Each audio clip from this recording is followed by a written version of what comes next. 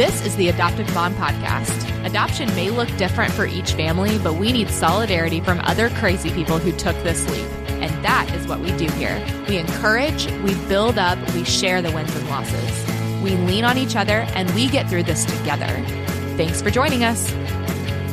Hey everyone, welcome to the Adoptive Mom Podcast. This is Season 2, Episode 12, and today I got to sit down with two members of the DCFS Adoption Specialist Team. Now, when you think DCFS, usually you're thinking foster care, and the answer is kind of. So a lot of people don't realize that you can do adopt only from foster care, and that's what we did. That's how we adopted both of our sons, and it was through this awesome specialist team through DHS.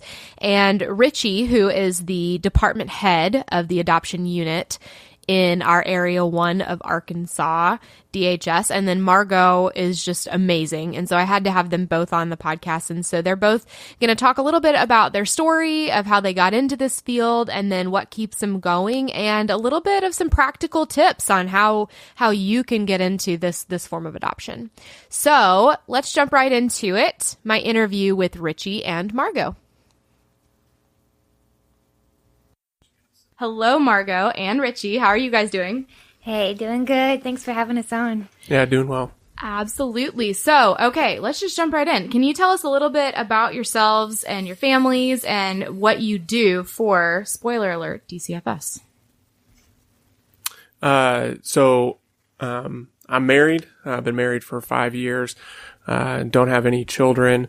And I'm the adoption supervisor for Area 1, which is consists of 4 counties in Northwest Arkansas. Awesome. I'm Margot. I have been in some way involved with DCFS since 2012. I was an intern for the department whenever I was getting my bachelor's in social work. Then I've been a caseworker. I was a resource worker for several years, and now I am in the adoption unit, helping out the adoption unit. My family, so I'm not married and I don't have any kids, but I think it's a special role. I get to be a foster sister. My mom is a foster parent, and so I have an older sister and a little brother, biologically related to me, but I have lots of brothers and sisters through DCFS. That's so awesome. And Richie, you're not a foster parent, right? I think. Or maybe No, we're not allowed to be foster parents. Oh, gotcha. Okay, I didn't know that actually. We can be open adoptive parents, Gotcha. but we're not allowed to foster. And you know what? Now that I think of it, isn't it true that you guys have to adopt from out of your area? It's recommended, yes. Okay, that's so interesting. Okay, so what about how you got here? So Margot, you got into that a little bit with how you interned with the department. And Richie, were you around back then? I started with DCFS at the end of 2012. Okay. And I was a foster care worker for about a year, and then transitioned to be an adoption specialist and did that for 4 years. And then just coming up on about a year of being the supervisor. Okay. So how long have you two worked together? Well, when I became employed with the department after I graduated, I got his old foster care caseload. So we kind of just missed each other with that unit. And then I switched to the adoption unit back just last year in 2017. Okay. And I remember because you were actually our resource worker for a second. Yeah. We were on the home stretch of our adoption, and Margot became our resource worker. So, but you're an adoption specialist now, which is so much fun. So are you technically her boss then? I am. What? She's your favorite employee, right? No comment on that one. Definitely. Yeah. He's worried the others are listening. That's so awesome. I love it. Okay, so tell us about how you got here. What drove you to want to do this? We can start with you, Richie. So when I was in high school, I actually wanted to adopt. Not then, but when I got older. And so kind of adoption's always been, on my heart to do. the funny thing was, when I was in grad school, I was going for counseling, and I did not want to work with kids because I enjoyed kids so much. And when I was there, one of the things that we had to do was we had to, for our practicum, which is where we do counseling with real clients and stuff, and I wasn't getting anyone. And kind of just selfishly, I got this case of these 3 kids in just kind of a horrific situation that they were going through. And they offered it to me, and, you know, I just said yes because I needed hours. Mm-hmm. And then bam, right after that, I get another case with another little girl. And so I kind of started wondering if that was the direction that I was being pulled into. And then kind of right after that, I get this job, but it actually worked with my grad school, where I was kind of a school counselor within the Springdale school districts, and I was working with troubled youth.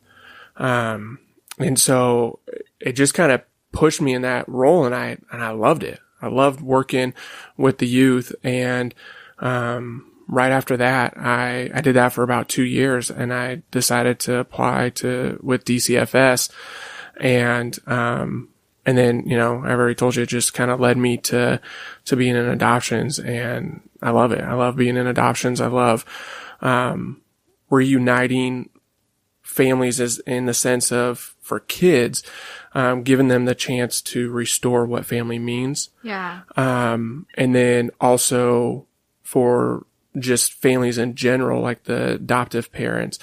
Some of the best stories are of families that couldn't have kids and had tried, and for the longest time, and, you know, became an open adoptive home. And even then still waited maybe 3 years, because they, you know, were pretty specific in the, right. Child that they wanted, and being able to give them that, and just kind of, you know, I guess sort of playing matchmaker, but, I don't know. They get pregnant. Yeah. It always happens. Yeah. Present. So that's kind of what, pushed me this way. And I love it. That's awesome. That's so fun. So you had not intentionally, like, you were not intending to go this way at all, and now you're like the boss, kind of. Yeah. That's pretty funny. Yeah. That's awesome. Okay, so what about you, Margot? So people kind of laugh at me when I tell them this, just because I don't have a very intimidating demeanor, I guess. But whenever I was getting my my degree in social work, I wanted to work in the prison system. Wow. And so when I was applying for my internship, I really, really wanted the internship at the women's prison. I didn't end up getting it. I ended up getting an internship with DCFS. And I was kind of... I was bummed that I didn't get the internship with the prison system, but I was excited about working with DHS because you get to work with so many different service providers through DHS, so it was a good experience. And then when doing that internship, I just loved it. It just made me so happy to be able to work with kids, to work with families. And then, so that's why I came to work for the department after graduating. But for the last, honestly, probably since I was a caseworker back in 2013, Richie and I have talked about, like, well, what if I came to adoptions? What if I was in the adoption unit? Because adoption is something, I know we talked about this back at the Project Zero event, but adoption is something that throughout my whole life has always just been celebrated, and very, like, it's been the normal for my family, because both my mom and my dad were adopted. And it made no impact on, how I was related to my grandparents or anything, my extended family. Like, it made absolutely no impact that we weren't biologically related.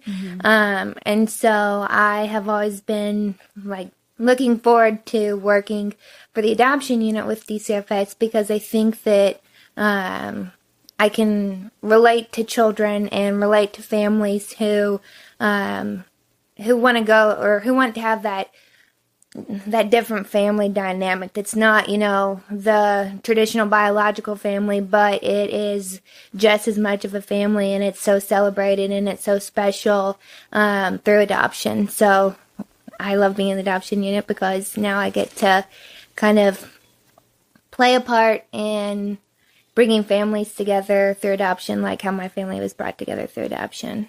Yeah. Oh, that's so cool. So how many, forever days do you guys get to go to in a year?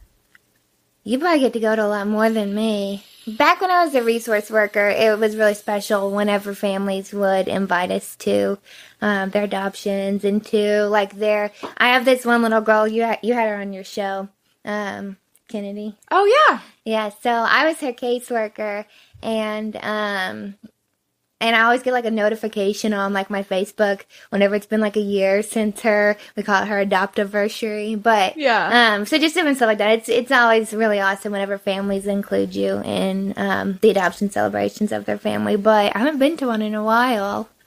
What about you? I guess as the supervisor, you might not. Yeah, I don't have really cases anymore. I will say that just last month, right at about a month ago, I did an adoption for a little girl. She's a teenager now, and this one was pretty cool because it came full circle. I was her caseworker when they first came into foster care. And, through just a lot of trauma that she had, it took her 5 years to get adopted. Wow. And so she's had multiple caseworkers, even a couple adoption specialists. And then when it came back, we ended up losing one of our adoption specialists. And so I kind of took over the case again. And this was before I became the supervisor. And, but then I held on to it and, was able to finalize that adoption.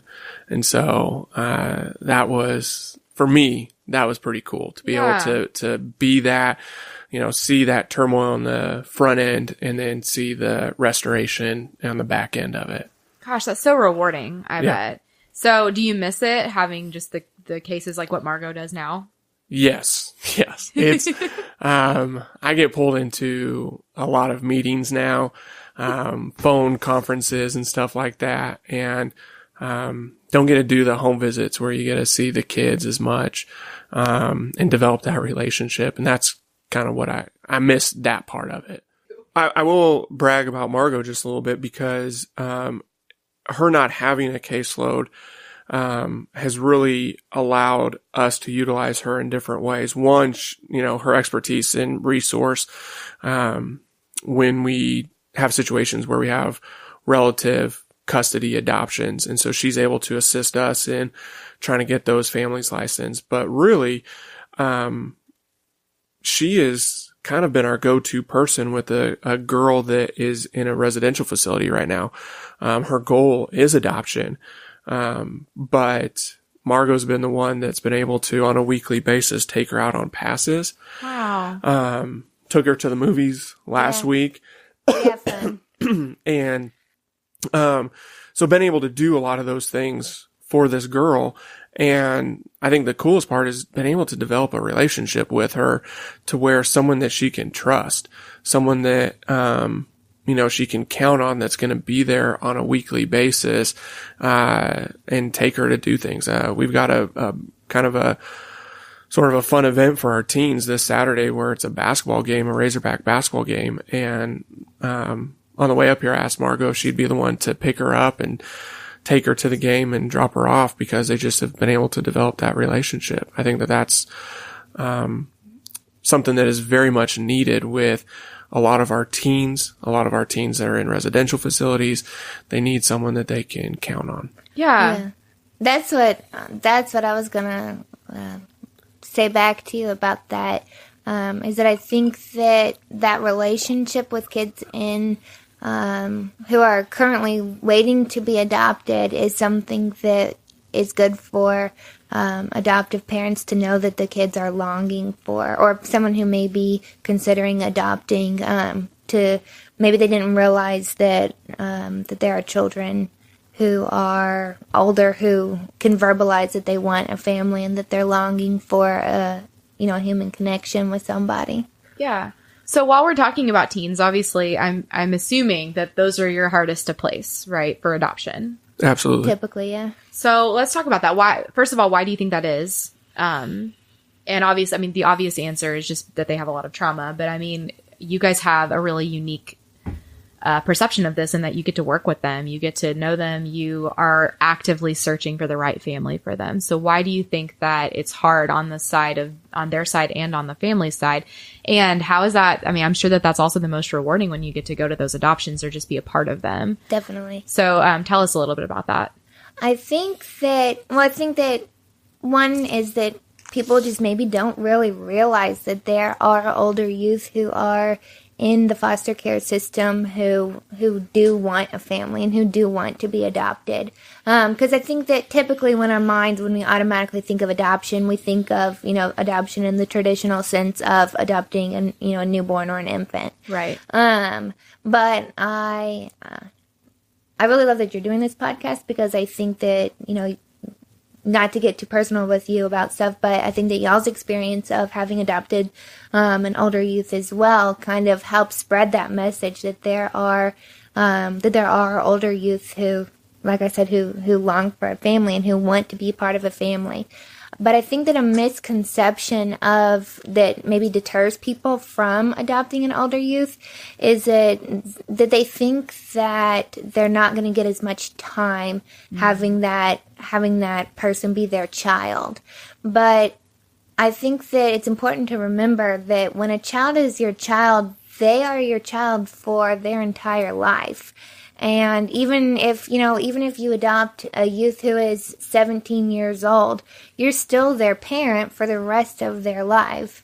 And so I think that maybe people just don't, I think that maybe people are intimidated to adopt an older youth because they don't think that they are going to get to play that parent role that they want to play. But that's definitely not the case.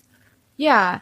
Well, and maybe you guys could talk about it because, this is something that we didn't even know going into this, that especially with teens, parent is not going to look the same way for those teens as it does for younger kids. And that's okay. And that's something that I think that there's a lot of fear on adoptive parents' parts. And they're like, well, I'm not going to be able to nurture them. I'm not going to, have that bond with them. And I think that removing that stigma and saying that's okay. You can still be a home base for them. You can still, you will legally be their parent, but your relationship can just be what it is, and it can take an organic nature. And does that make sense? Definitely. You're kind of figuring it out together. It doesn't have to look like you're my son and I'm your parent, and it's going to look just like all the other stories you hear about, Right. I say this in a way that comes from a point of love, I hope. I don't want it to come across as rude or mean, but I think families want to go into adoption. They say that they want to adopt, which is totally just fine. But then adoption, once you get to that point, it's not about you as the parent. Mm-hmm. It's about the commitment that you make to a child lifelong.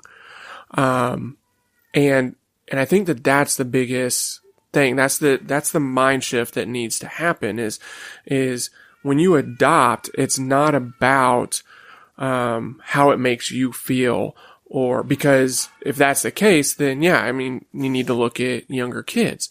But if you have the mindset that, man, I can give a child a home, and whether it be a younger kid or a teen, I can give that child a home. I can give it everything that it needs, basic needs, a roof, food.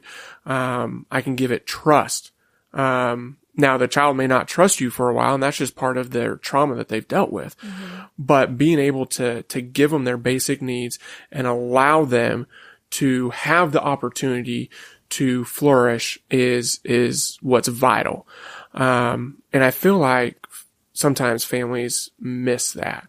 Mm-hmm. And that's why they are scared to adopt teenagers. They want that for themselves. They want that connection. They want that I'm your mom, I'm your dad, right, versus, you know what? I am your mom and your dad legally, but if you don't call me mom and you don't call me dad, I may just be Richie to you, and that's okay. Yeah. that is okay because I'm giving that child at least a fighting chance in life.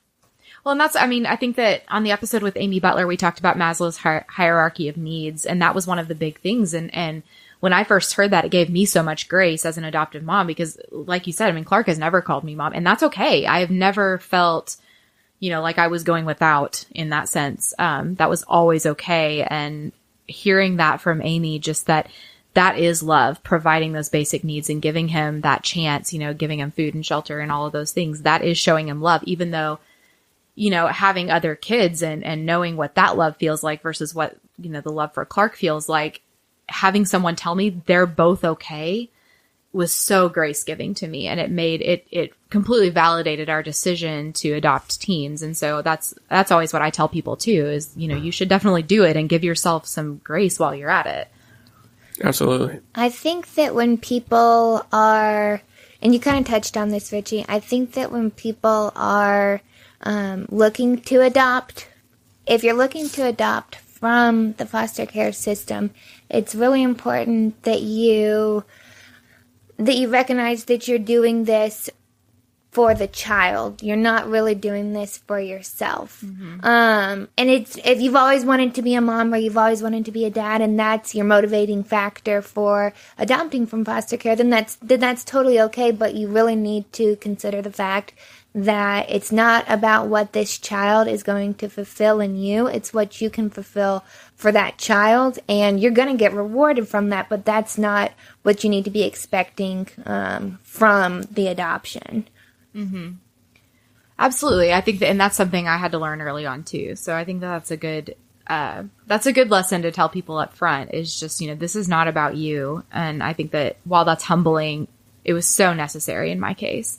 But I think that you provided an excellent transition. So why don't you guys kind of walk us through the process of adopting through foster care? And I say this with the caveat, when we were in our training, we were taught, saying foster to adopt is not really PC anymore, understandably so, because when you enter the system as a foster parent, your goal is reunification. These kids, 100%. You want these kids to go back to their families. And so, but what we're talking about today is adoption, and you can adopt, just like we did, you can open as an adopt-only home. Mm-hmm. So what would you say is the best way to describe that instead of saying foster to adopt? The term? Oh, go ahead.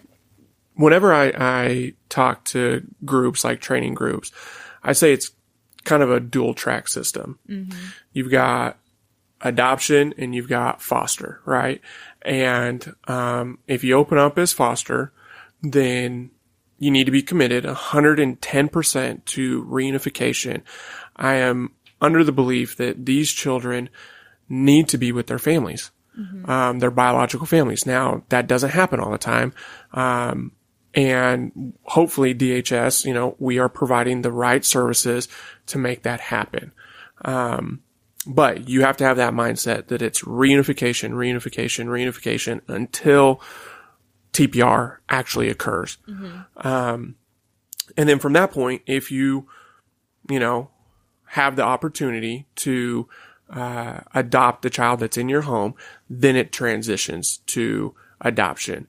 But it's a dual track, because in the state of Arkansas, we do have, in the foster system, your goal for that child is reunification, but you do have a concurrent goal of adoption. Mm-hmm.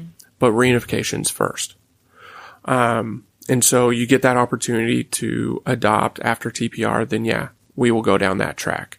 TPR being termination of parental rights, sorry. But that is how that process works. But it is instead of foster to adopt, because to me, that gives the mindset of my end game is adoption. So I'm going to do everything I can to try to get that adoption, versus I'll tell you this. We had a family, and I kind of talked about this when we had that Project Zero, banquet thing, is we had a family who wanted a baby for the longest time. They opened up, they couldn't have kids. They wanted a baby, and they were open for like 4 years, and every baby that came in their home they supported reunification, and the child went back home, which is kind of crazy because that doesn't happen very much. Like, it doesn't happen that every child that you've had in your home would go back to reunification. And so they came to me, they talked to me, and I said, look, we don't really have babies in adoption unless it's a foster parent adoption. Right. And I talked to them about maybe the sibling group. It was at the time like a 11 or 10, maybe a 12 and 11-year-old type of thing. And they thought about it. We did disclosure. Kids got placed, and the family as a whole is thriving. They're doing great. And it was awesome just to see them change their mindset of what they wanted as a family and getting the right kids in the home. And they're doing great. And I love seeing that. I love seeing families that just say, you know what? It's not about me adopting a baby, but it's about me giving, life to these two kids because they have had failed pre-adoptive placements in the past. Wow. They were in the foster care system for like 7 years. And so just being able to give that to them, through that family, I think is fantastic. And I will preach that all the time because that family got it. That family understood. Yeah. And I think so cool. I think we see that a lot, or not a lot, but I think that we see that sometimes with our foster parents and our adopt-only parents. Both, I think with both of them, we see that they come into this wanting a younger child, but then once the reality of the needs of, older youth, 6 and older, are brought to their attention, then I think that it's really beautiful whenever there's kind of that mindset change, and then they realize, I didn't consider that before, but I can give a home to a 14-year-old or to a 9-year-old or whatever, that maybe wasn't their that wasn't their initial, choice or age range or whatever. I think that's really cool when that happens. I think, were you asking about what the terminology is? Yeah, I was just saying, what's the best thing to say? Because instead of saying foster to adopt, okay. But if you are, I think that a lot of people go into this not knowing that you can open as an adopt-only home. That you don't, and that's, we've never been an open foster home. And we'll get into this in a minute, even though the training is the same, so we could switch over. I think it's just like a button you guys click, basically, from what I hear. Not to simplify your jobs or anything. But yeah, I think we were told it was concurrent planning was the better term. But I wanted you guys to talk about how, it's okay to open as an adopt-only home. Yeah. It's okay to know what your goals are for your family. So in the resource, the terminology that I always used with my families was an adopt-only home. Mm-hmm. And I don't know if that's statewide that they use that term. They may call it an adoptive home or, adoptive services or something like that. I don't know. But up in Area 1 on, for my homes that came into this knowing that their goal was to adopt, which there's definitely something admirable to me about foster parents who want to foster, but then on the other hand, about adoptive parents who they don't want to try to play the system and, sabotage reunification like sometimes happens, So I admire an adoptive family who knows what they want to do. They know that they are getting into this because they want to provide a forever home to a child who has been in the foster care system.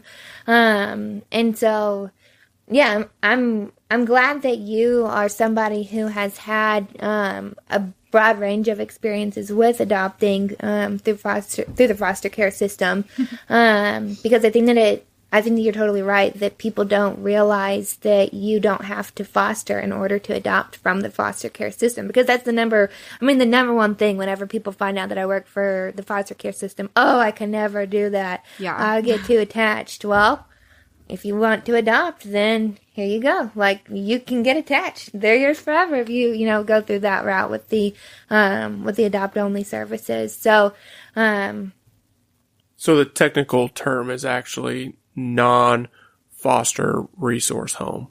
Non-foster resource home. Wow. That is the technical term. I'm going to stick that on my resume. Yeah. For real.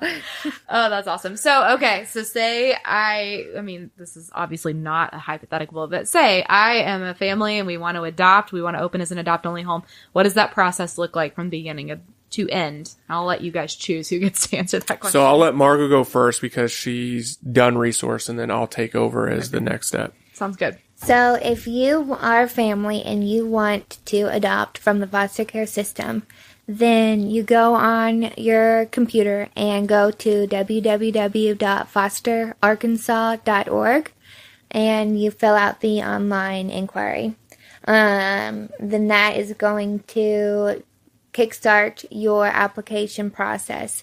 From there, your application process is virtually the same as someone who is opening as a home to foster children. Like you had said before, the training is the same type of training. It's 30 hours of pride training. The home study is it's the safe home study, the nationally recognized home study for fostering and adoption. A lot of agencies use the safe home study, so it's the same. Right. Same home study, just the focus is going to be more toward what your adoptive preferences are as opposed to your foster preferences. But virtually the process is the same.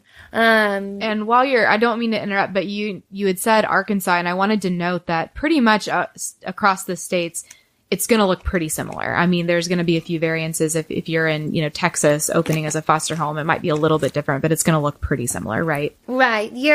So each state agency or county agency, however that state's, child welfare system works, has slightly different, licensing criteria and, lengths of training and things of that nature. But generally speaking, the process is in place to ensure the safety and welfare of children placed into your home, and then to ensure that the family is prepared to bring a child into their home who has experienced trauma and, experienced some sort of child maltreatment or been a part of the child welfare system for whatever reason. So the process, I'm one of I feel like another thing that you hear really often is that the process takes way too long. And I'm not saying that people should, or the government agency should be dragging their feet to try to make the process take longer or take an unnecessary amount of time. But I think that something that families don't always consider while they're in the application process is that just because you don't see something happening doesn't mean that there aren't things happening, like regarding your application. And even if you feel like DHS is sitting on your application, then there's an opportunity for you and your family to prepare yourselves even better for a child to come into your home. So, there's so much stuff that you can do while you're in the application process, while you're waiting, that maybe DHS isn't requiring you to do, but that's going to benefit you, your family, and the children that you bring into your home. So some things like that, like, I encourage my families while they're waiting, because I know that it's frustrating and I know that they're ready to open, and I love that people are so eager to get open, because more homes for kids, that's exactly what we want. Right. But while you're waiting to get open, you can read different books on foster parent or, on adopting from the foster care system. You can listen to podcasts, from other adoptive moms. You can attend support groups. I mean, adoptive moms are not going to, kick you out of their support group if you haven't adopted yet, if you're looking into the journey. But there's just so many things that you can do to prepare yourself and to prepare your home. I mean, everything from stocking up on clothing, toiletries, things of that nature, preparing your bio kids for the arrival of new children into the home. I think that that is a process that's oftentimes overlooked during, the excitement of opening your home and getting licensed and getting everything ready, is that foster families and adoptive families don't take into consideration how the process is going to affect the children in their home. Because if you bring a child into your home who has experienced some sort of trauma, then your child, the children that you already have in your home, are going to likely be exposed to hearing about certain types of abuse and neglect that your child might not be fully prepared to comprehend if you didn't really explain to them what the foster care system was. Right. That's a good point. And so I think that during the process, I can see that it's frustrating when you don't think that something's happening, but with, regarding moving your application along. But I think that you can really use that time to your benefit in order to prepare your home and to prepare your family. And you can, pray for that child that you're waiting for. You don't have to pray for them by name. You might not know who they are yet. But there's so many things spiritually and mentally for yourself and emotionally for yourself, and, physically for your home that you can be doing that DHS isn't going to require you to do, but it's going to make that transition for that child into your home so much easier for you and your family and that child. Yeah, no, that's an awesome point. And I've heard something similar from families that adopt internationally. They have that long waiting gap, and people encourage them to find something to do, to sell t-shirts or, something to help their adoption along, just to take up that space in your mind so you're not getting anxious. So I love that. Mm-hmm. And, that wait is at best similar to a private or international adoption. So it's not out of the norm to wait. And I think that's important for people to remember. Hey guys, we'll get back to my interview with Richie and Margot in just a second, but I wanted to take a minute and remind you about our amazing sponsor right now, which is a book called Those 3 Words by Christine Bauer. It's her memoir about being a birth mom, and those 3 words being you are pregnant. It's such an amazing read, and you can find it now. It's out and available, woohoo, on Amazon. If you just go to Amazon and search those 3 words, or I link directly to it in my show notes at theadoptivemompodcast.com. You're definitely going to want to check this out. It's a great read. So that being said, let's get back to the show. So Richie, once you get to the part where, your home is open as an adopt-only home, what happens then? So say you're waiting. What can people do instead of just sitting there? Right. So DCFS has a partnership with Project Zero, and they're an agency that just really comes alongside of us and will do kind of what we call matching events. And they organize it, which is great because we don't have a lot of the time to try to organize these type of events, but they do like a Disney extravaganza. Around Christmas time, they have the Candyland Christmas. There's just a multitude of different events that they do throughout the year. And we call them matching events because, the adoption specialist will bring the waiting kids. And by waiting, what I mean is they had, the parental rights terminated. And so they're waiting. We will bring those kids to this event. And then, any family that is an adoptive family that is actually open, will be there. And what we do is it's not set up like a pet shop, because that's kind of the mentality that it kind of comes across. But we do these fun events so that the kids really don't know what's going on. Like the Disney extravaganza, it's just the kids are running around crazy doing tons of different just activities and different things. And, our families are there to just kind of chaperone, interact with them, do different things like that. And so, that's a big one that the families can really participate in. Other than that, kind of the other processes that we have is where the adoption specialist will do what we call a matching list. And so we we put in this computer system, the behavioral characteristics of the child, medical conditions, things like that.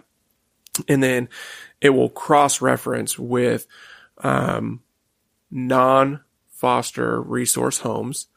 If we're going to be technical, and but only if you were my resource home. But it'll cross-reference with what their preferences are, and then it gives the adoption specialist a list of names and phone numbers, and really that's kind of it. And so we will call through those and try to see if, it doesn't tell us if a family is already adopted, if they're in the process, or what. It just kind of spits out a list for us. And so it may be 10 families, it may be 150 families. It just depends on the characteristics and ages and preferences that the family wants, and if it matches up with the child.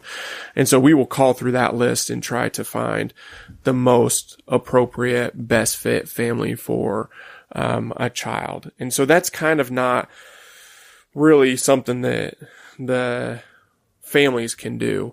They can't participate in that. One of the things that I tell families is to email me, maybe about once a month, and just, cause we get kids that come across our desk, and, I can't remember every family that we have. But if I get an email about once a month from them and just says, hey, this is who we are, this is kind of what we're looking for, this is what our makeup of our family is, then it kind of helps me, because when I'm supervising my staff, I will be like, okay, wait a minute, this kid might fit in this family.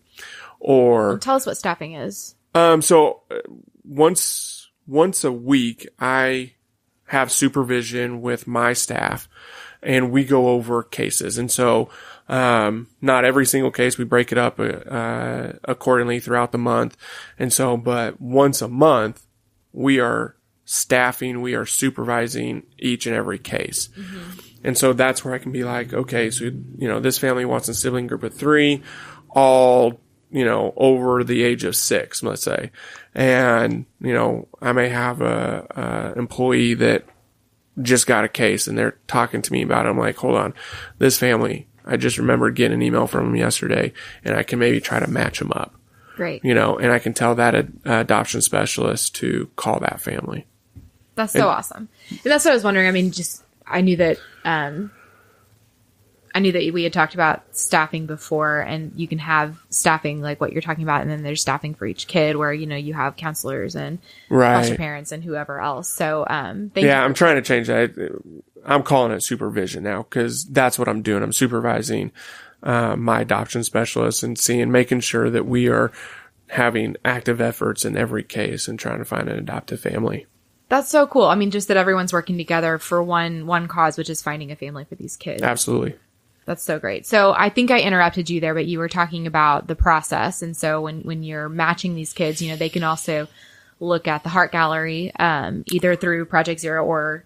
It's actually all run by Project Zero now. Oh, gotcha. Okay. So we just have one Heart Gallery, and it's through Project Zero. Okay. And if you're in another state, I think that they probably have these types of things in other states as well, right? Where through the DCFS. Yes, they should. I think each state has some type of connection website type of thing or organization that they work with. Right. And a lot of times you can reach out to adoption specialists individually that way, and then they can check on your family. So there are ways that we can actively be looking at these kids and be trying to just work work the situation from our end too. Absolutely. Yeah.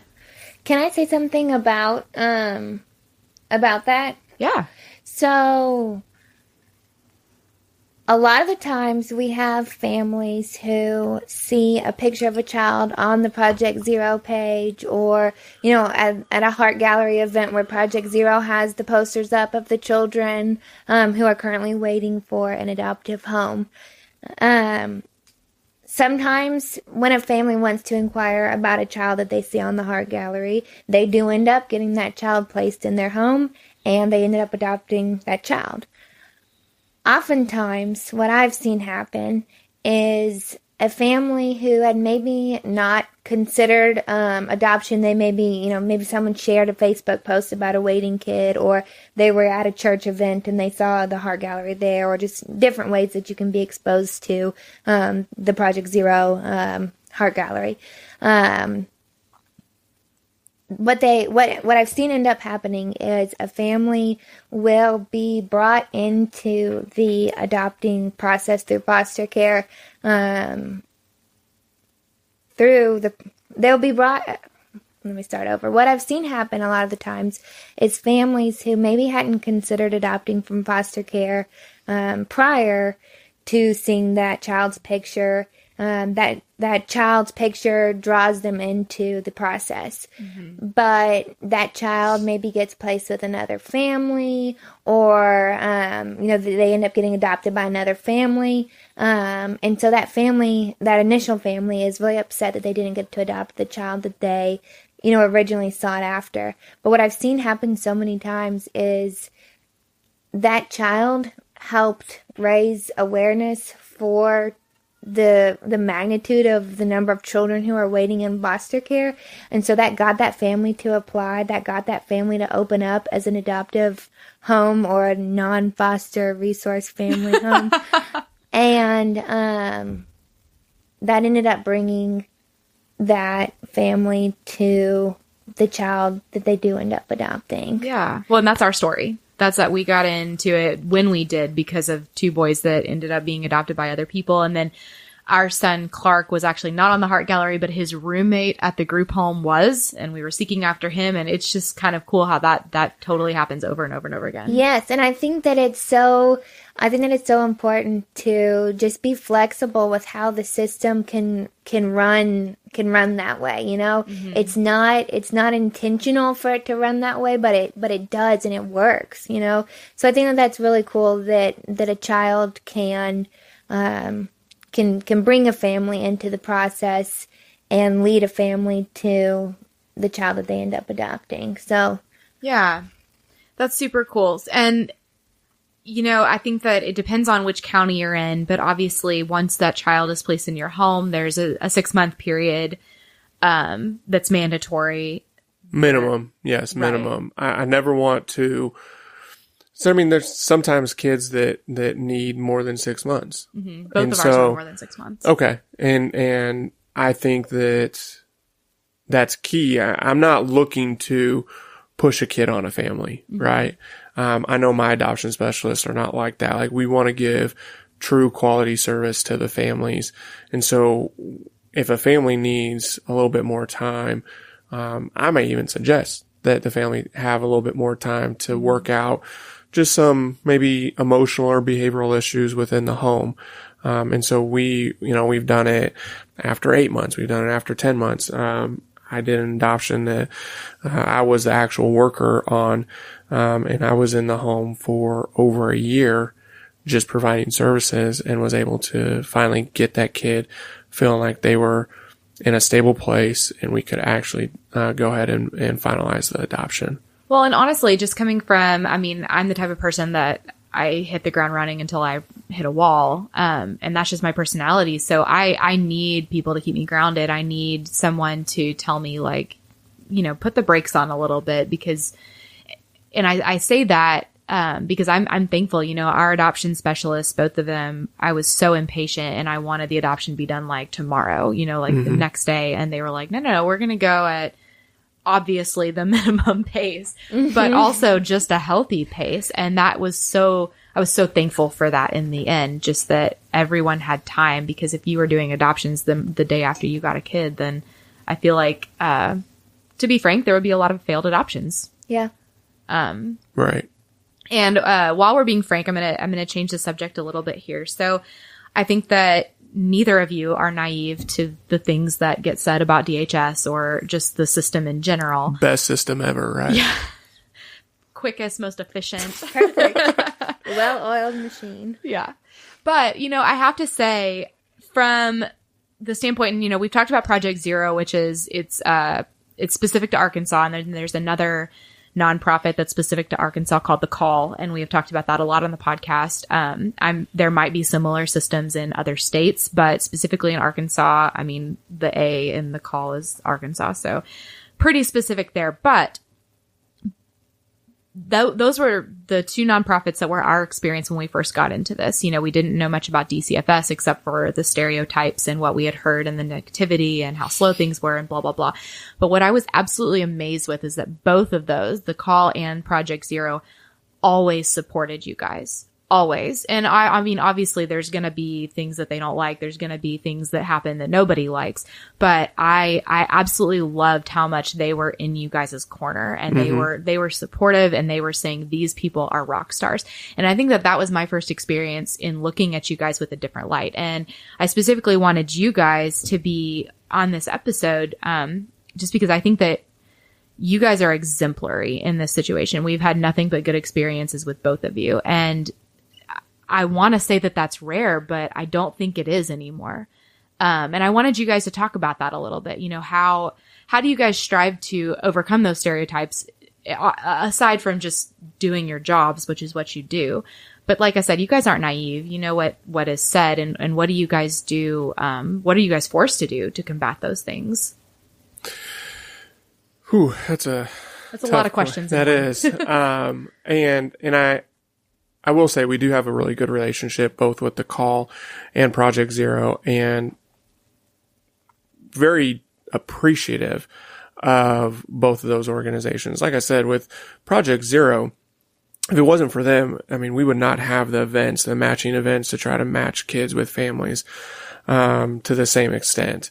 And then, you know, I've worked with The Call since I was in the foster care unit, and just have always had a good relationship with them. And, you know, Ann Maythaler, I consider her a friend in the sense that if, you know, had an issue with a foster family, maybe there was miscommunication on my part, I could reach out to her, and she's always been supportive and tried to, you know, even be like a mediator and just help out. As far as your other question is just how do we deal with just all the stuff that we deal with DCFS?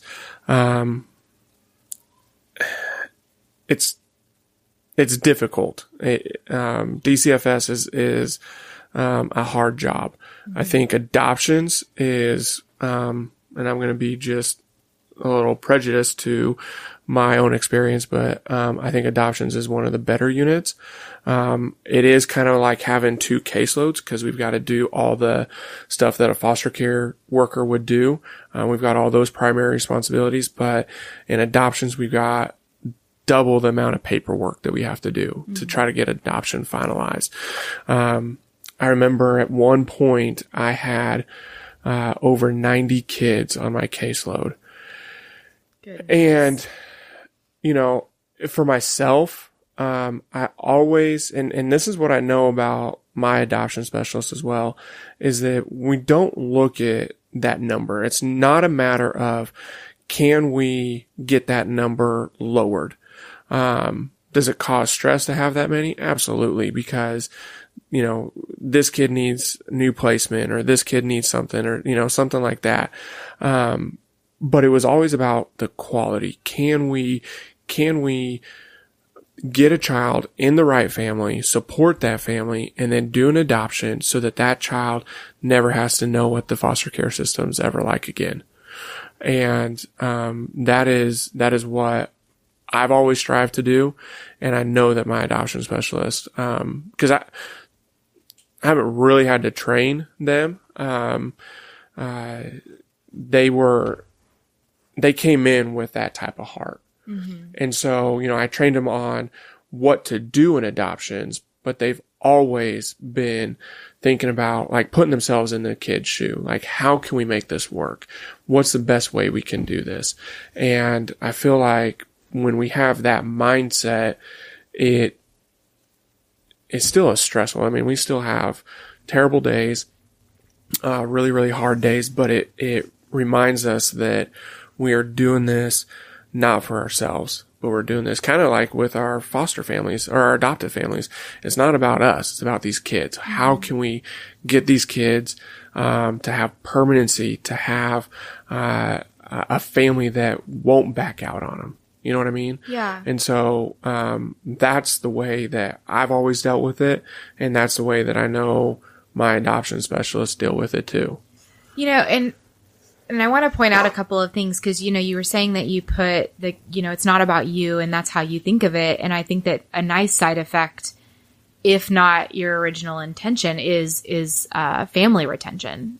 Did I say, I meant if not your original intention is family retention. And I say that, I mean, like I said, Margot worked with our family specifically for just like, I mean, a month. I'm being serious. Like it was just a month. We've actually never worked directly with you in our adoption experience, but both of you have fought for our family, which was an out of area. It wasn't even in your area adoption. And that wasn't for your caseload. That wasn't for you guys. It wasn't for your numbers. It wasn't for any of that. It was because it was the right thing to do. And that's amazing. So, I mean, where does your heart have to be where that is just your goal no matter what? That's awesome. I mean, well, thank you. I mean, that is what we want to do. We want to be, of support to our kids and to our families. You know, we also have to provide post-adoption services. And that's even for, families that have adopted privately. And so we always want to be of service to them, to the families, to try to keep kids within their families and that they don't come back into foster care. Yeah. That's amazing. So what's your take on all of that, Margot? Something that I really want society in general to know, is that whenever you share a negative experience about a caseworker or about a experience that you had in the foster care system, I think that it's important that you ask yourself the purpose of sharing that experience. And I think that it's fine to go to your friends and family and, you know, your support system for support and encouragement and to vent. That's all very important and that's all healthy. But a lot of the time, something that we see is families who are upset with the decision that DHS made, so they bash DHS. Mm-hmm. What ends up happening when a family bashes DHS publicly and says, you know, how the foster care system wronged them and didn't let them adopt the kids they wanted to adopt, or they denied them for no reason, or, you know, whatever their complaint is that when you publicly say those things in such a negative way about the system, you're deterring people from wanting to become foster parents and adoptive parents. And at the end of the day, that makes our job harder, but that's not really what matters. At the end of the day, what you're doing is you are creating less homes for children in the foster care system. Absolutely. And that seems really contradictory to, you know, your whole reason for wanting to, that seems really contradictory to your motive for being upset that you couldn't adopt. You know? Mm-hmm. And so I think that if you are upset about a situation, then definitely go through the proper channels, get support from your friends, vent about it, but don't lie on social media about the reason that you were denied or whatever happened, because we see that and we don't comment back on people's posts. You know, anytime the news or anybody shares a story about how we need foster homes, it's inevitable that people comment and say, oh, well, they wronged me because they denied me for no reason. When, we see those comments and we know that you didn't get denied for no reason, but we're going to protect your confidentiality anyway. And we're going to keep our mouth shut and we're not going to say anything, and we can't defend the department. And we're not going to, because that's not, what we're setting out to do. We're not setting out to ruin anybody's reputation or anything like that. But I just think that it's important that you consider that the people that you're doing harm to are the children who are just looking for a home. So when you for those kids that are going to be sitting up at the office overnight because there's not a foster home or a foster bed for them to go to. Right. And I mean, like, yeah, that's an inconvenience for a DHS worker that has to stay there overnight, but that is life ruining for a child who's having to stay there overnight.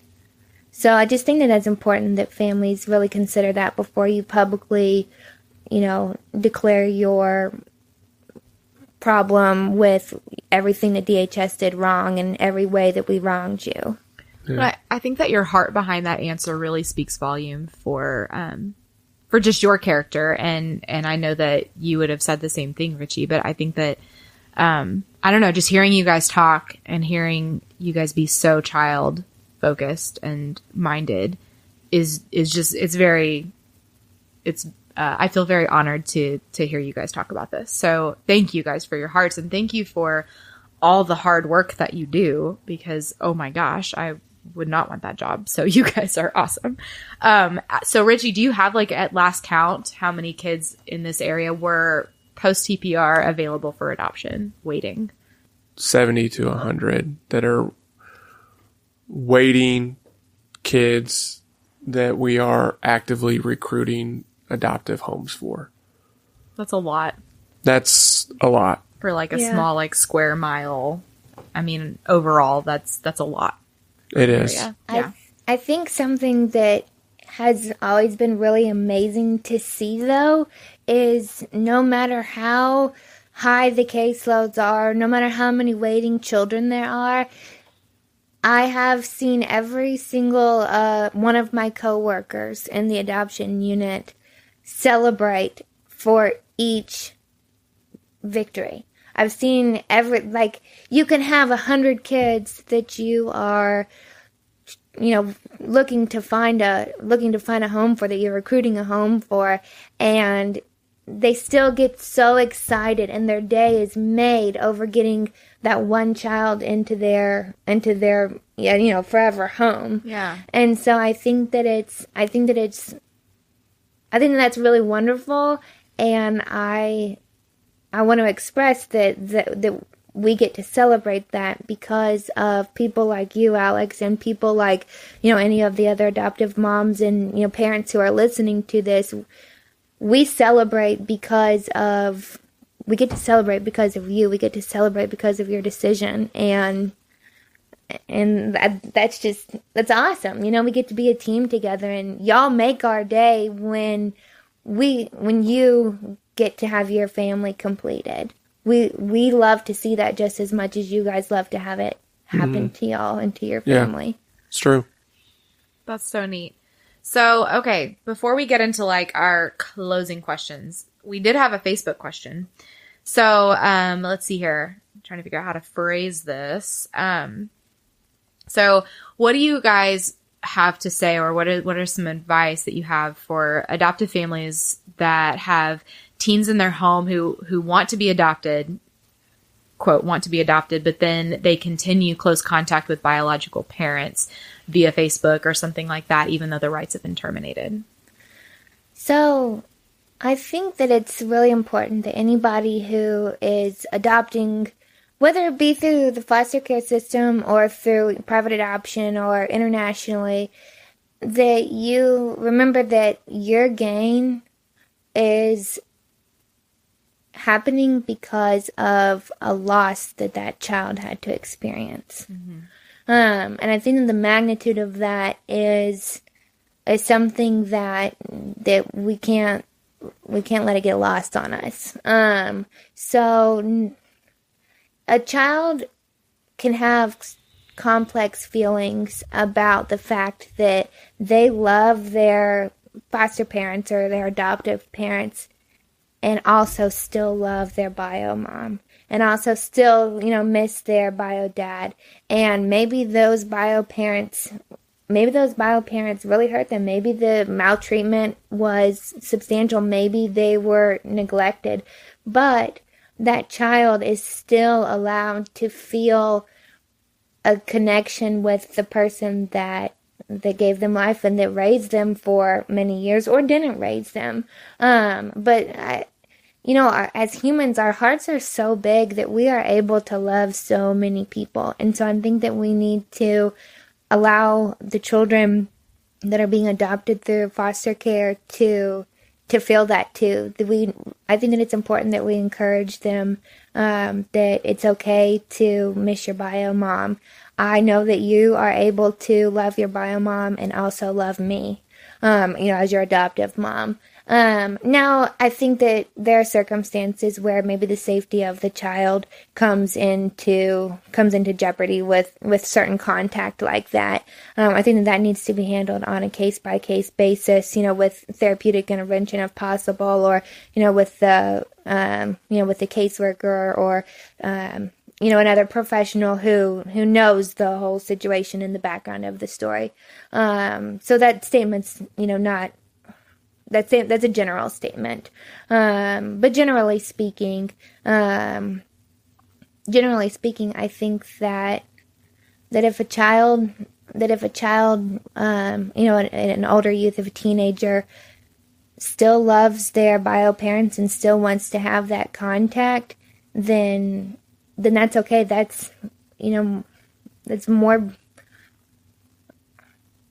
okay. The child has room in their heart to love multiple people. It's not a competition. Yeah. That's good. I think Margot's right. It's case by case situation. There's a reason why parental rights were terminated. The child could not return safely for whatever reasons. The safety factors that brought the child into care were not remedied. And so, you got to be careful. I think that organized contact would be the more appropriate way. Maybe that's through letters. Maybe it's through supervised visits, or even just phone calls, randomly. Now I wouldn't go out and just start doing those things. If you know for a fact that the parents are not in a good place and they're still maybe using drugs or whatever it may be, then, you don't want to have that child, because that could be a trigger for the child. Mm-hmm. So you don't want that child to start having that contact and then regress in your home. I think that you need to just kind of weigh it out. Now, I have a family who adopted a teenager, and the kid, didn't even want to change his name, didn't want to change his last name, and the family was supportive of it. Great family, love the family. And mom is still having contact with the son. Mom still has her issues, quite a bit, and has come around to some of the teenagers' sporting events and stuff. And the teenager and the mom still have contact via telephone, social media, stuff like that. And so it's caused turmoil in the family, but the family also realizes that even though the child does better when he doesn't talk to mom, personally, he's not getting away from her either. Mm. And if they force it, then he may run to her. And so, they have tried to build a relationship with the mom that, they're not calling the cops every time she shows up to, one of his sporting events or something like that, because it's not helping him either. Right. At that point. So they really try to be in control of what that contact looks like. And I think that it's still difficult for them. And, I talk to them frequently and just, offer support. There's nothing I can do at this point, just really kind of being a listening ear for them, but allowing them to do that, or allowing their son to do that, I think is the best scenario for right now. Yeah, that's awesome. I think that's a good answer for both of you guys. So if you guys are ready, we can kind of do some lightning round closing questions. Okay. You guys good with that? Yes. So first of all, why this route with adoption? You know, there's like they're like big three choices: international, private, or foster care. Why this one? I don't know. I didn't know, to be honest with you. Not that it's a competition, but I mean, you guys Yeah. obviously have a very specific passion for this. So, So one, private adoptions, you need to be a licensed social worker. I'm not. And then two, I honestly didn't even know DHS did adoptions when I was just kind of naive and didn't know anything. And in fact, I remember when I was in my new worker training, with one of our local adoption specialists at the time. She's not with us anymore. I was just talking to her and I asked her what, she was going to be doing.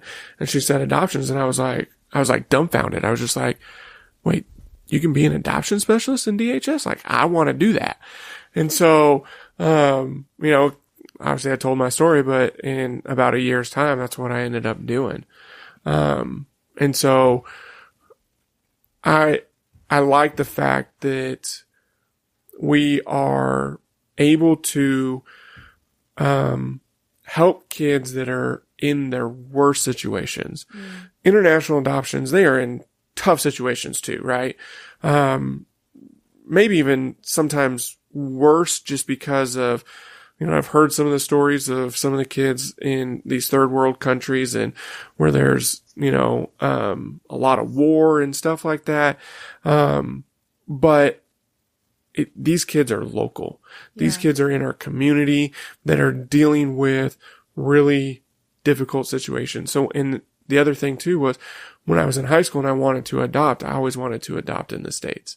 Because a lot of people adopt outside of the States, do international adoptions and stuff. And I always said that there was kids here within the States. I didn't even really know if it was in my community. I was oblivious to anyone in my school that was in foster care. I didn't know anyone that was really adopted or anything. But I just knew that there was kids here in the United States, kind of in my back door, or backyard that needed to be adopted. And so, I guess that's kind of the reason why I went down this road. Yeah. And I like, that's a good, journey story. So Margot, why should families choose?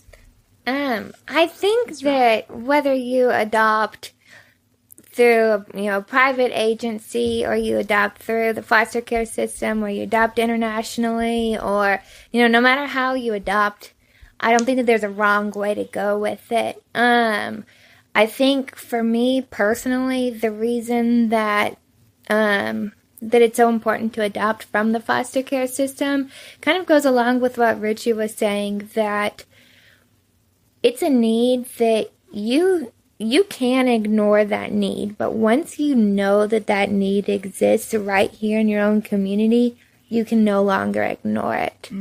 Once you're aware that there are kids who are going to school with your kids that are, moving from foster home to foster home, or who don't have, maybe they're going back to a group home at the end of the day, or, maybe they're at they're missing from school for a while because they've been in and out of residential treatment facilities because of, the trauma that sometimes comes about with the experiences in the foster care system.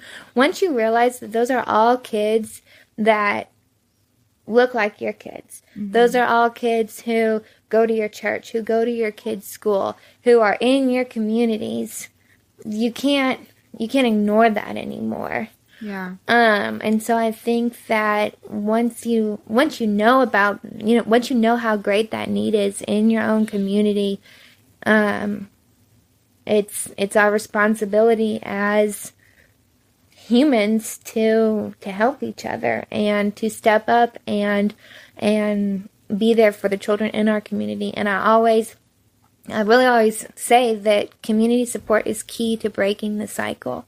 And so I think that if you have the ability to play that role for a child, that you have the ability to to help break the cycle there, to help end a cycle of, generations of abuse and neglect and children in and out of the system. If you feel that you have that calling and you have that strength, that you can be somebody to give that child stability where they might not have ever had it before, then go for it. Then we want you, So I think that once you know, you can't ignore it. Yeah. Well, and on a completely practical sense, I mean, obviously international adoptions and private adoptions can get pretty expensive, and adopting through foster care is free. So yeah, it is. Definitely. That's a pretty exciting thing too. So definitely. That's a big aspect of it as well that I think people don't realize is, earlier I was talking about how whenever the news, different news stations share stories of adopting through foster care, another, top comment that we inevitably see is people saying, oh, well, if they didn't make it so expensive.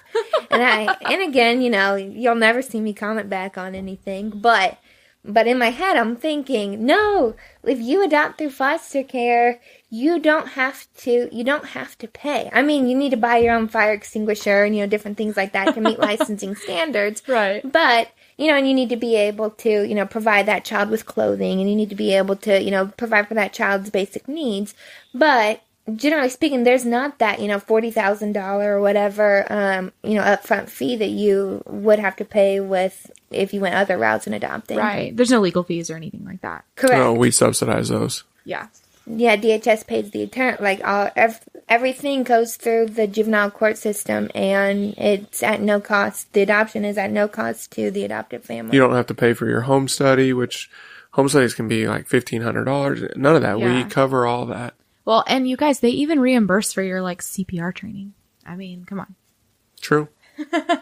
Okay, so what do each of you wish that someone had told you at the beginning of this journey of working at DCFS? So I'm going to, if it's okay with you, kind of elaborate on that to say that something that I wish people told me at the beginning that I also think applies to adoptive parents at the beginning of their journey. Yeah, go for it, man.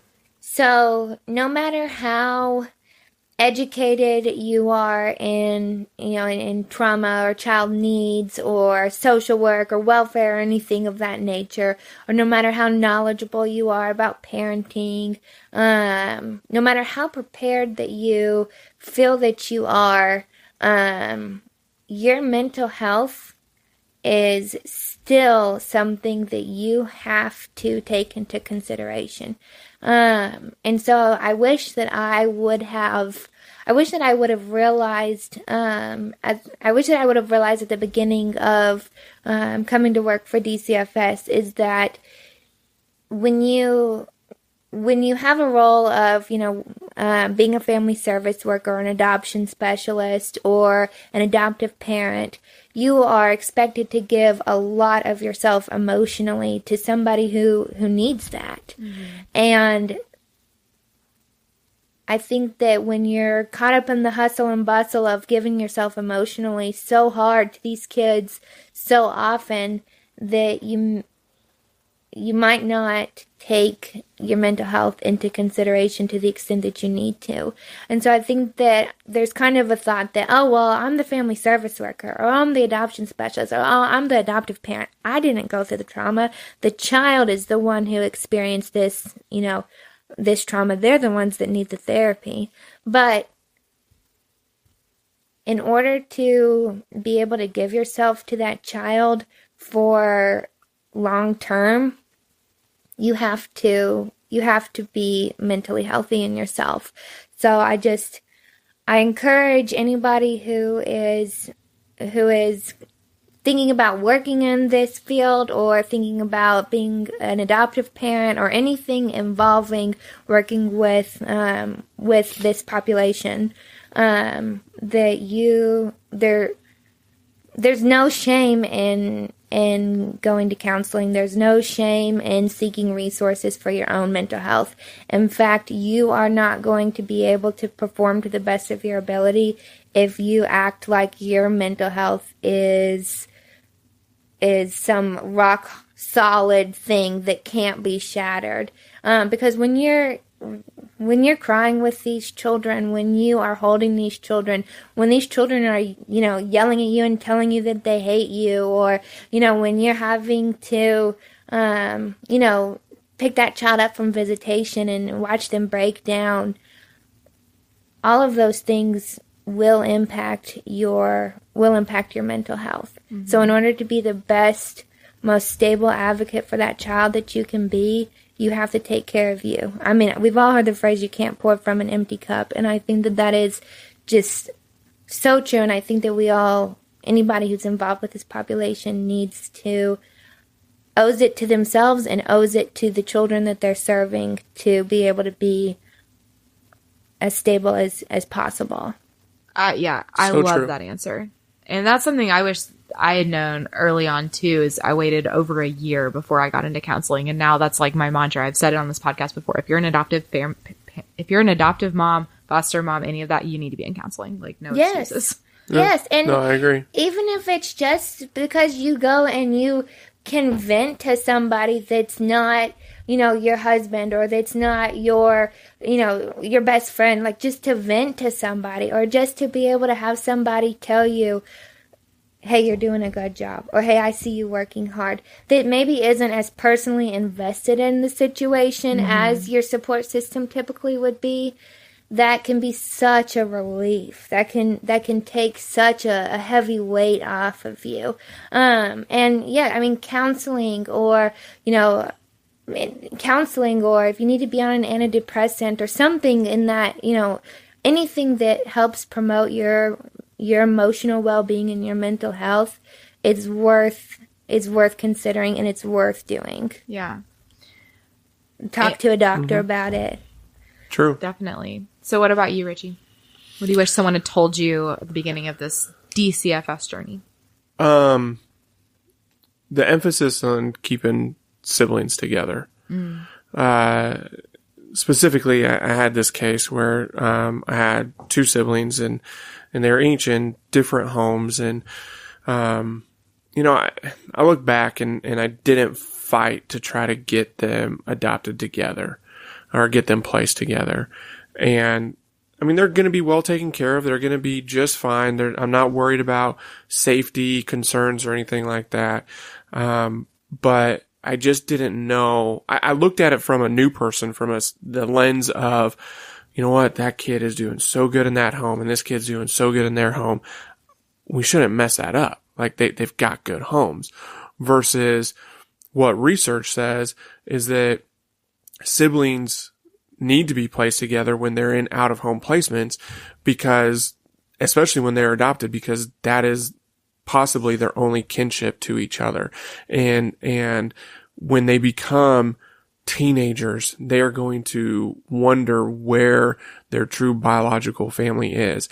And the research shows that if they are with their siblings, then they don't look for family as much. There's less runaways. They do better in school. They do better in post high school education. Just there's overwhelming stats about that stuff. And so I wish I knew that more, so I could have, I guess, fought for my kids, my siblings more. Yeah. And that's the biggest thing for me. Yeah. I think that's a good one. I think that's a good point, that I don't think that I wasn't aware of that either initially coming to work for DHS, is that sibling bonds are so important, because children use that sibling bond as part of their identity. Mm-hmm. I mean, just at the very beginning of this podcast, when you asked me to tell you about myself, I told you about all my brothers and sisters. I mean, sibling bonds are part of our identity. So I agree with Richie, when it is possible to keep siblings together, then that's a lifelong bond that we should encourage and promote. And that bond is longer than the adoptive parent-child bond. Definitely. Okay, so what is something that each of you wish you had done differently? And it can't be the same one, Richie. You can go first. So Richie and I were talking about this one last week whenever we were reading over the questions.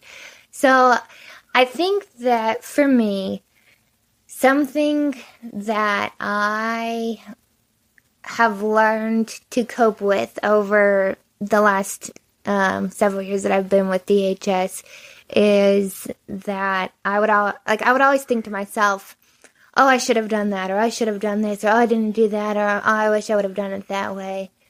And so I've had to work really hard to be content with where I'm at now, as far as my role in the department, and as far as the things that I've helped achieve for families in the department.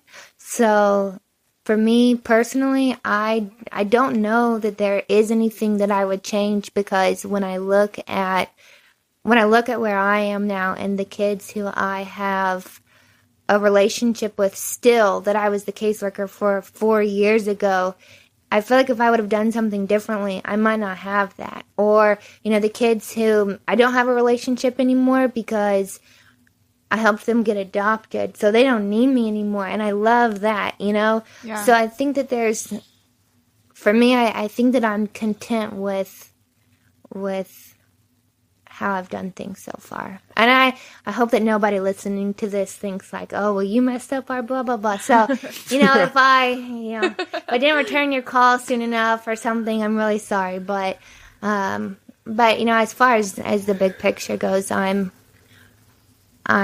happy with the goals that I've helped kids achieve and that I've helped families achieve. Yeah. Well, you're a pretty quick call returner, so you're good there. Thank you. What about you, Richie?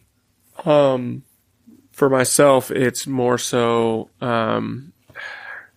just kind of more of a system thing. I loved working with families. Even though I love doing adoptions, I really did enjoy working the 1 year that I worked in foster care and working with families. I wish I would have had more time to give to my families.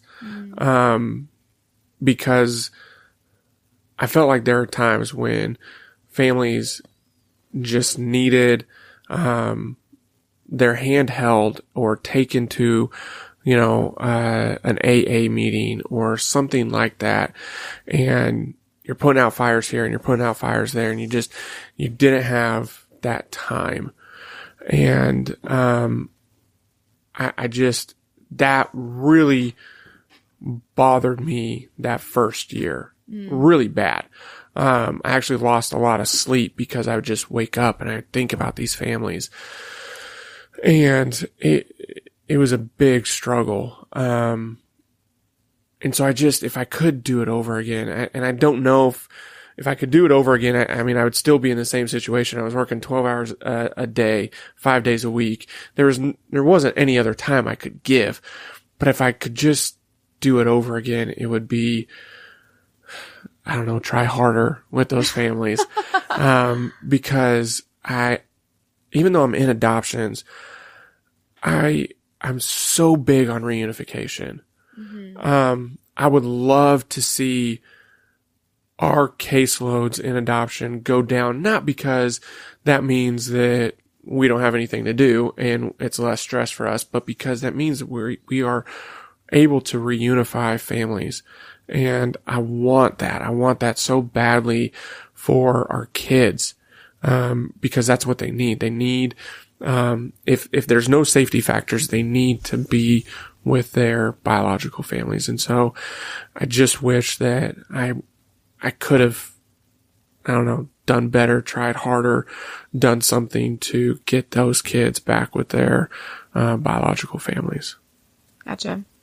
Yeah, absolutely. I think that's a side that a lot of us adoptive families don't see very often. So it's a good perspective. Okay, so what do you wish that people understood or better understood about what you guys do? I wish that people understood that we don't we as individual workers aren't just making up different rules to make the families, whether that be the biological families or the adoptive families or the foster families, we're not just making up rules to make their experience with DHS difficult. We have to abide by policy. We have to abide by the law. We have to abide by licensing standards that sometimes do place us in certain ethical dilemmas and put us in tough situations where we have to make tough choices. But I think that it would be really beneficial if people could understand that we do care, and that we make our decisions, like I said, based off of policy, but also based off of, research-based practice, and based off of, education, and based off of hundreds and hundreds of hours of continuing education that we receive, through working with DHS. And so I think that it would be really nice if families could recognize that we know that this is an emotional situation a lot of the time, but we can't just make decisions strictly based off of emotion. We have to make rational decisions that abide by policy, that abide by the law, that promote the long-term well-being of children and families. Yeah, I like that. That's good. That's a good thing to remember for anyone who's ever been frustrated with DCF or DHS in general. What about you?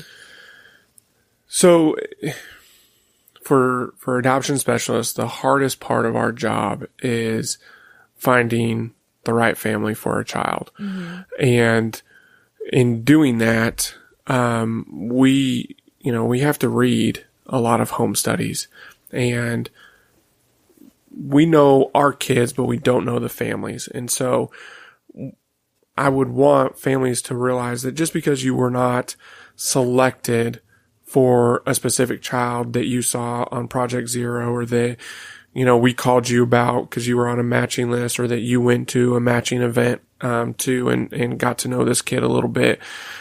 It's not because of you that you weren't selected. It's because we're trying to find the best fit family for this child. And so it could be something. Some kids need to be the youngest kid in the home, right? Some kids need to be the oldest.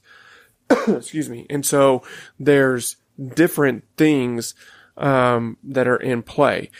I will tell you the times that my adoption specialists, including myself, we get the most emotional is when we have placed a kid or a sibling group into a family and it didn't work out. It didn't finalize. Luckily, we put a lot of parameters in place to try to not have that happen. But there are times when it does. And it is the most heart-wrenching to see a child who the family has told them that they're going to be in that home forever. And that is why we have a 6-month trial period. We understand that. But our goal is that by doing disclosure and doing, pre-adoptive visits and all this stuff, that we can really make sure that once a child is placed in that home, that family, and that child will follow through to adoption. And when it doesn't, and that kid is crying their eyes out because it's another failed parent figure in their life that has failed them, that won't commit to them. You can just see the hurt and just the pain that they are dealing with, and how they just lose trust in adults. And it's heartbreaking. Yeah. It is so heartbreaking. I've had a kid that was in a home for a year and it didn't work out. he's got a lot of issues. And so I don't blame, I don't always want to say that I'm blaming the families, cause I understand, but from the standpoint of the child, man, It weighs on I you. cried. Yeah, Yeah. I cried, and, I know my adoption specialists have all dealt with it, and it is so hard. And so that's why it is the hardest part of our job, is to try to find that right family. Mm-hmm. We may have 5 families, excuse me, that, are all good on paper, and we may meet them and, go out, do a home visit with them just to see, and they're all still great. And we try to find what is best. Mm-hmm. And it's so difficult. It is so, so difficult. And so if a family isn't selected, it's not anything against them. It's just, we are trying to find the best fit, the best match that we can for the family and for the child. And man, it's hard. It is really, really difficult. And I mean, as an adoptive parent, hindsight on that, looking back on all of the kids that we didn't end up adopting, those were frustrating. We wanted it so badly to work out, but now looking back, that was the best decision. And like I said, hindsight, it's easy to trust you guys. And so I think that for those of you listening, hear him when he says that he means it. And even though it doesn't feel like that, even though it's frustrating and you just want something to happen, it's the truth. Those decisions are made for a reason. So what I mean by this, when I say in what ways can your department help adoptive families, Richie, you said something earlier about, that's part of your job is post-adoptive services. So in what ways what are those post-adoptive services? How can you help people who have already adopted, and are maybe drowning, maybe just need a little help here and there? So if a child has subsidy, and it might be Medicaid subsidy where they get to keep their Medicaid till age 18, one of the easiest ones is there's always going to be a glitch within the Medicaid system where their Medicaid may turn off. And the funny thing is it always happens like on a weekend, late at night when you need to get a medication and you're at the pharmacy and the pharmacist says, I'm sorry, that child doesn't have Medicaid anymore, right? Instead of calling Medicaid and cause, we understand it can take a long time to get, someone that can respond and whatnot. If you just email your adoption specialist, email me, we can, send that off to Little Rock and usually get it fixed within a day. That's kind of the simplest one. Some of the other ones, if you need a counselor, we can kind of point you in the right direction of a counselor. For things that are more serious, like, an acute mental health behavioral stay, then, we can kind of point you in that direction. If you need subacute for your child, which is, more long-term, anywhere from maybe 6 to 10 months, we know the facilities across the state that handle specific situations, specific behaviors. If it's sexual, if it's aggressive, if it's, kind of like RAD situations, reactive attachment disorder situations, we know those facilities that can help out with those or specialize in those. And so we can kind of point the family in those directions. The reason why I say point in the directions is because we no longer have custody of the child. The adoptive family does. Mm-hmm. And so we can't do the paperwork. We can't do the referral. We can't transport the child there. But we can help. We can provide those services. One of the other things that we can do is schedule an, interdivisional staffing, which is done in Little Rock. It's done in, central office, and it has kind of all the big wigs within different divisions. That's why it's called interdivisional, but different divisions within DHS. So usually our mental health director for DCFS is there. We get child psychologists or child psychiatrists actually from, UAMS that are there. Beacon Options, which is kind of the sort of, assessment sort of piece for Medicaid kind of, and they'll be there. And so we get, our director of education for DCFS. So it's this big round table of people, and we just present this case, and the adoptive parents are a part of it.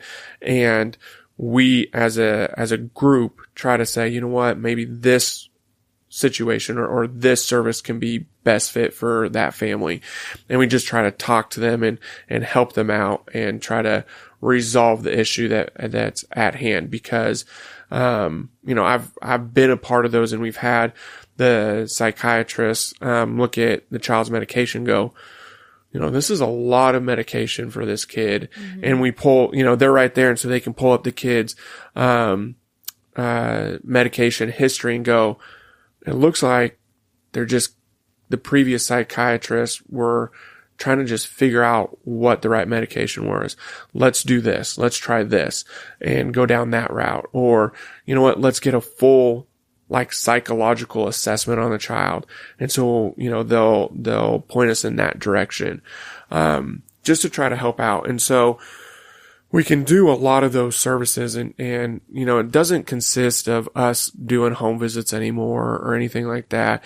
It's really us trying to provide as much assistance to the family to prevent the child coming back into foster care, because that is the absolute last thing we want to do. And so we just want to try to make that family whole and strong again. Awesome. So last thing, and if you guys could do it in what's your one sentence piece of advice or encouragement to adopted families? Allow yourself to change your mind. Be open to the possibility of going into this, having expectations, and then having those expectations completely crushed, but getting something better, something else, something that you didn't know that you wanted, that you needed, and that makes your family whole. I like it. What about you, Richie? Don't sacrifice your family to try to adopt a child. And what I mean by that is your family, you and your spouse still need time away for each other.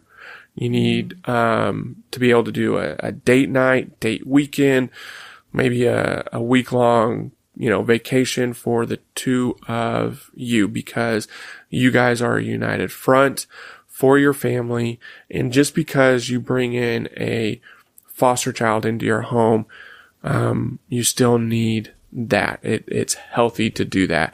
I've seen over and over and over families that stop doing those type of things, and they, anytime you stop doing those things, you are going to create some type of division within your own marriage. And if your marriage has a lot of cracks in it, the kids can see that.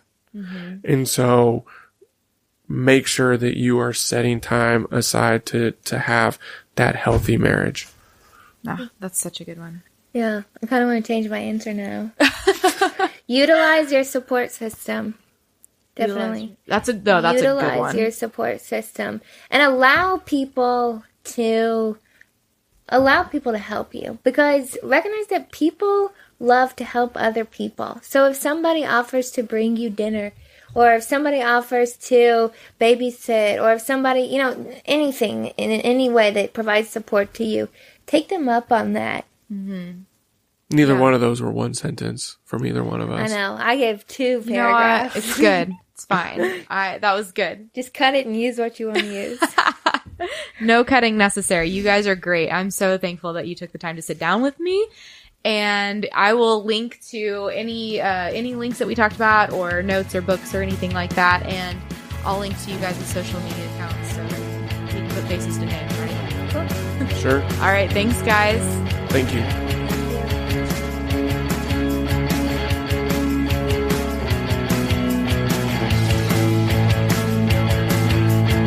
Thank you for listening to the Adoptive Mom Podcast. I know this stuff is hard, and I hope you found encouragement here. Remember, you are enough, and you're doing a great job. God wants to be at the center of this journey, and He is big enough to redeem all of our mistakes. Don't forget to check out show notes and other resources at theadoptivemompodcast.com. Thanks again for listening.